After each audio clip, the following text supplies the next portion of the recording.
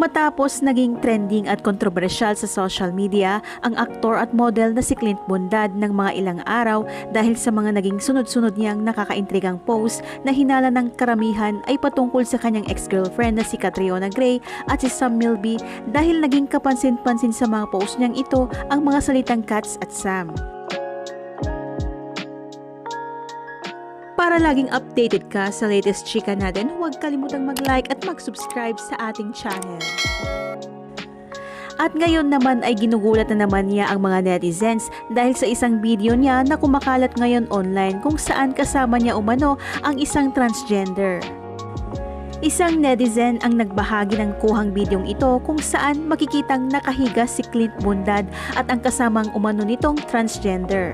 Bagamat medyo madilim ang video ay makikita na topless ang dalawa habang kumukuha sila ng kanilang video at mayat maya ay naghalikan pa ang mga ito.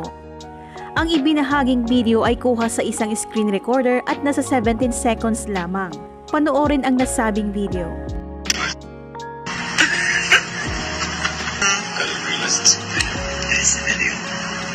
Ang gwapo mo naman. Super gwapo. Super gwapo. Dahil sa bidyong ito ay lalo na namang maiintriga ang mga netizens.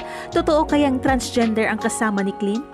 Mayroon kayang tinatago si Clint Bondad sa kanyang pagkatao? At may kaugnayan din kaya ito sa mga naging cryptic post ni Clint sa kanyang Instagram stories? Ano sa tingin nyo mga kachika?